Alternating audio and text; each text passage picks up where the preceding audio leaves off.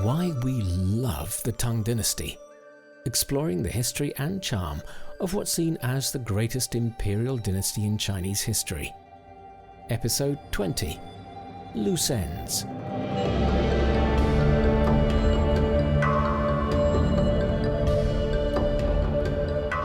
In this last episode, we'll be tying up the loose ends of our survey of the Tang Dynasty, highlighting some of the amazing achievements and considering its eventual decline and fall. I'm Bob Jones, and in this podcast series, we've been getting to know the Tang Dynasty and attempting to discover how, at its height, it was possibly the most prosperous, interconnected, and innovative country in the world, with a rich and influential legacy that survives even to this day. As we have mentioned before, at its height, the Tang Dynasty was round about the size of the United States today. That may seem large, but it had been bigger.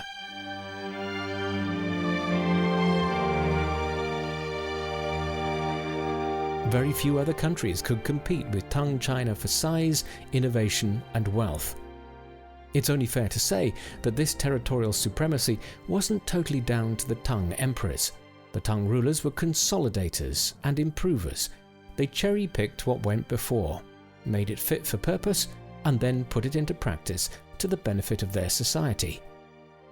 China had actually been reunited by the short-lived Sui dynasty, which it succeeded. But whereas the Sui were good at fighting, its Emperor Yang is regarded as a bit of a megalomaniac, it was not so good at holding the state together and keeping the gains that it had made. Yang's grandiose schemes caused misery for millions, forced peasants to work on his huge schemes, and engaged in very costly wars. In the end, it was one of the Sui emperor's own key generals, Li Yuan, who turned against him and decided that the Sui no longer had a right to rule. He deposed the Sui and became Emperor Gaozu of Tang. And we know it wasn't long before Gaozu was himself nudged aside, with his son Taizong of Tang taking charge of what's regarded as the most stable and prosperous period of Tang history. So, when the Tang Dynasty finally faltered and fell apart, you could say that they should have seen it coming.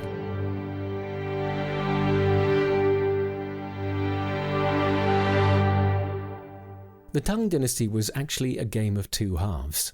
Taizong's son became beguiled by a concubine, Lady Wu, who soon became the power behind the throne, and then the power on the throne itself, becoming China's one and only female emperor. Whereas her male predecessors used force to achieve their aims, Lady Wu was a schemer, both internally to get her way and when it came to dealing with neighbours.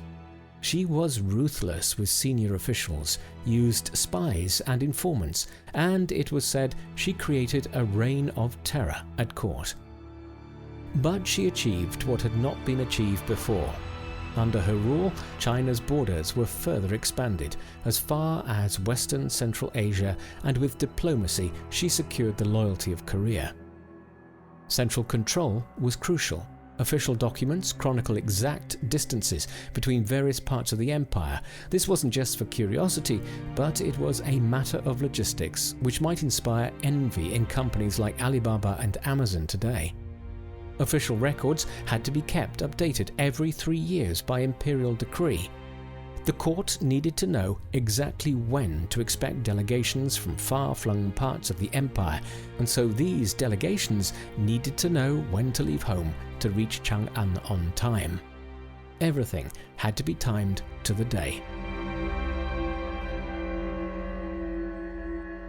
After Lady Wu was forced to abdicate, there was a period of dynastic infighting until another capable ruler came along, Emperor Xuanzong.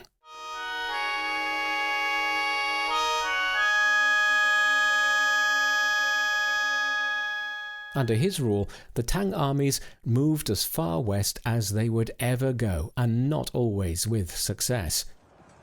In one battle with an Arab army on the Talas River in 751 AD, several Tang soldiers fell into enemy hands and were forced to hand over crucial technology.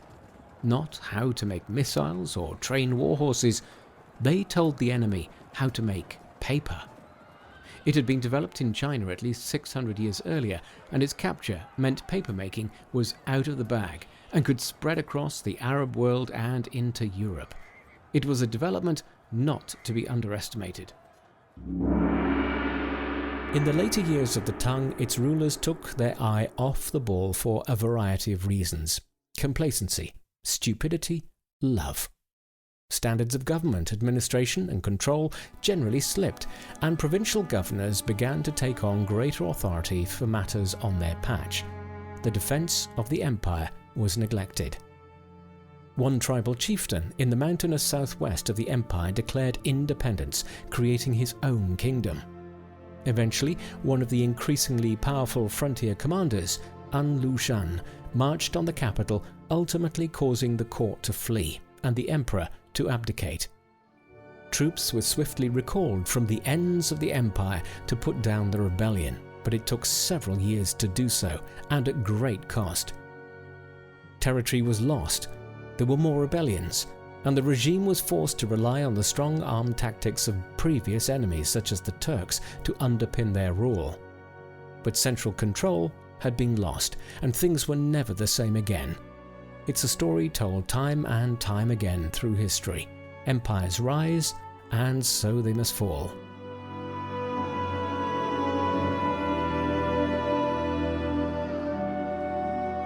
In the last century of the Tang, everything seemed to be falling apart. Standards of administration were declining, there was growing incompetence and corruption.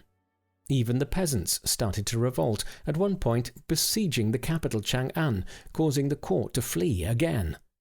The Tang Dynasty was in a bad place.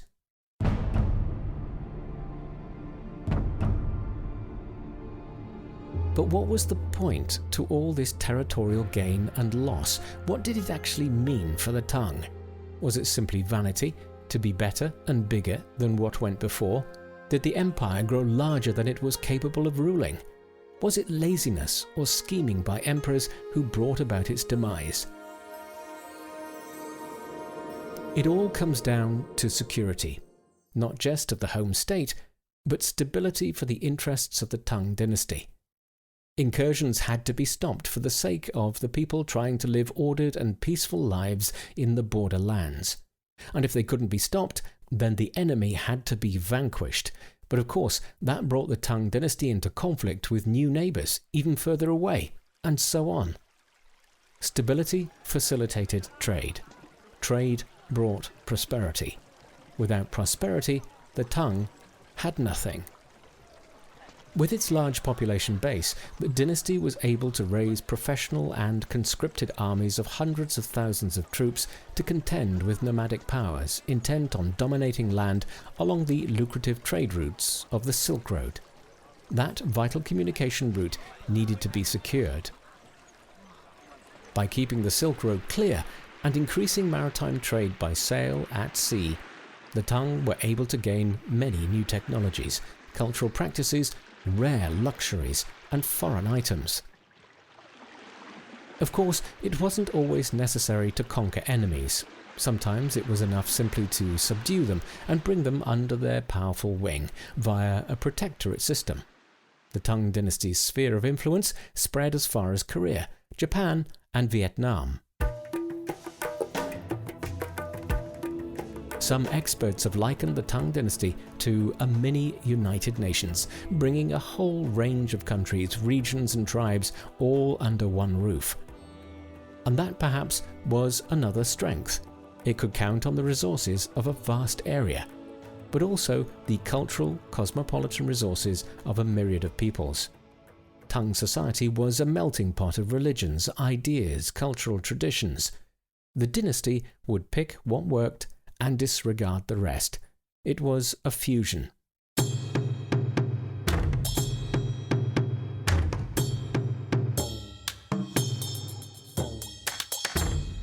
And of course, these channels of power and cultural influence also went the other way, flowing back out to the far-flung parts of the empire and beyond, changing the lives of the many peoples beyond China.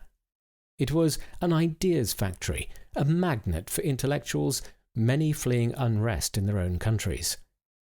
Probably worth repeating, stability facilitated trade. Trade brought prosperity.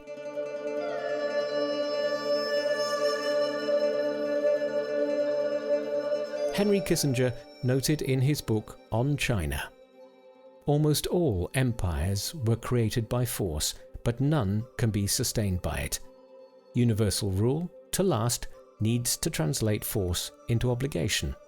Otherwise, the energies of the rulers will be exhausted in maintaining their dominance at the expense of their ability to shape the future, which is the ultimate task of statesmanship."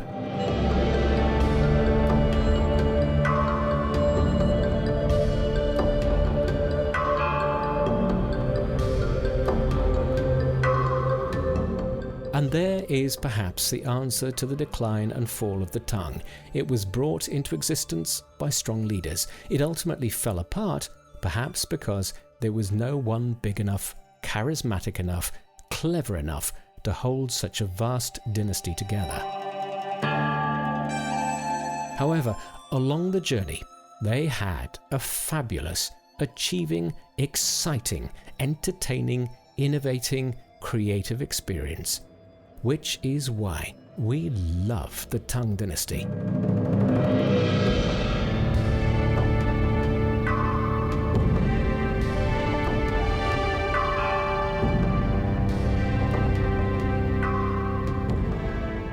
Special thanks go out to San Lian Zhongdu for their help in creating the content for this show. This is Bob Jones. Hope you enjoyed the series as much as I had making it. Thanks for listening.